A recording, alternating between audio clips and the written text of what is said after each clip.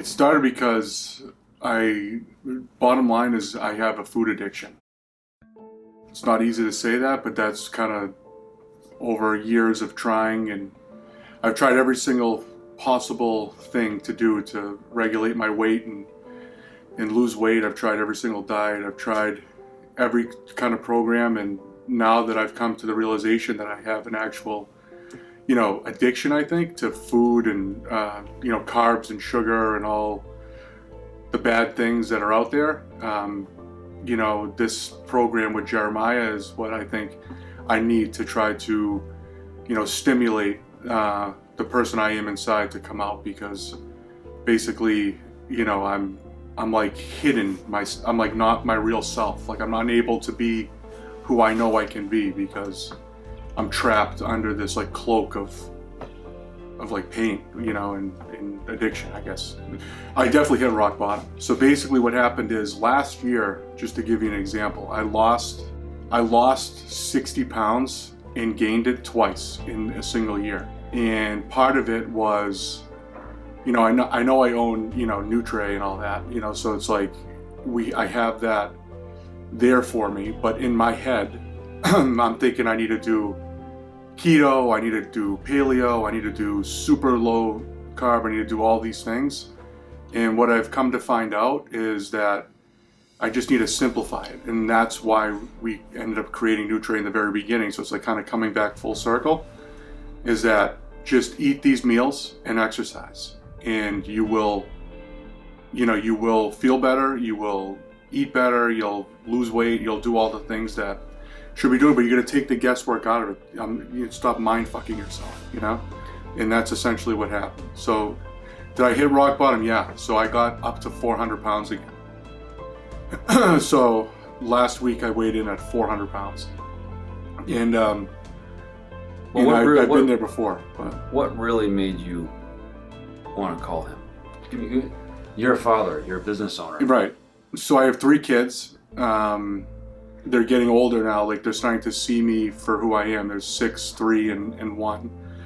And I realized that they need me. My son, looks at me and he makes comments all the time about my belly and, oh, daddy, your belly's big, or like he'll slap my belly, like little things like that it's innocent, but it's like, it's reality, and I realized that when I'm in this mode of gaining weight and at this like peak, I can't wake up, I have no energy. I want to show my kids that they can overcome hard things, that their father was able to overcome this, and you're not just destined to be, whatever you think you were born. Like, okay, I've always had a weight problem, but that's just who I am, that's how it is, that you can change your identity and you can become better. You can improve yourself. Yeah, so recently, like a few things have happened where I realized that I'm out of control. I've been fighting with everybody. Like I can give you specific examples. Like I've been fighting with my brothers for no reason, and then, like blowout fights. And then after I'll realize, like, what the hell was that? It's not me. Like I'm not acting like myself. With people at work, with my wife, with my parents, I mean, you name it. Anybody who's come in my path in the last like 3 months has felt like my wrath. Because when I don't feel right, I don't realize I'm doing it at the time, but you take it out on everybody else. And about a couple weeks ago, I was telling my brothers this was like the rock bottom moment. I started in the morning with like a McDonald's like breakfast sandwich. I had Wendy's for lunch.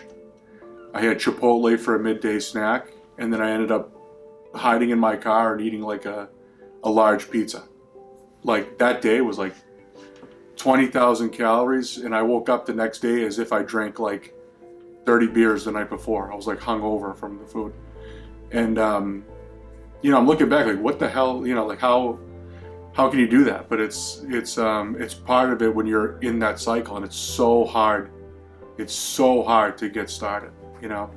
It's so hard to like now, like when you're in the mode of feeling good and exercising, you just want to like tell other people who are struggling, just start, just start, and then momentum will build. But it's the hardest thing in the world to, when you're in that rut, to start again. Yeah. It's literally like I'm like grasping for help. you know, and that's when I reached out to Jeremiah and I said, we need to do something drastic here because it's life or death at this point, at this moment. And he said to me, the way you're going right now, you probably have, you know, 3 to 5 years left of being like healthy enough to like have any kind of life. Like if you're not dead in 5 years, you're gonna be like seriously ill to the point where you won't be able to enjoy like the most of your life, you know. And I'm only 35, so you know, to hear that now, and it's true. You know, all the doctors I've ever talked to have told me the same thing. I contemplated having the weight loss surgery. They told me the same thing. It's just a matter of life or death. It really is. It's if you don't do something, my kids are going to be without a father. You know, my brothers are going to be without a partner. You know, my parents are going to be without a son. You know, and it's all because of what I'm putting into my body and what I'm not doing to, you know, better myself. And then at the same time, I feel sometimes like it's selfish that, you know, listen, before 9 a.m., like don't talk to me, like nobody can call me before 9 because I got to do my exercise, my meditation, my routine, this and that. And then at night, I need to do, you know, this and that, so I can't be available, this and that. But what you don't realize is that by you not being healthy and responsible to yourself and making yourself a priority, you really can't be, you know, be a help to anybody else. You really can't, you know, love anybody else. You really can't provide for anybody else if you're not able to. So it's the least selfish thing you can do to make yourself a priority. And now I'm really trying to make that part of my life.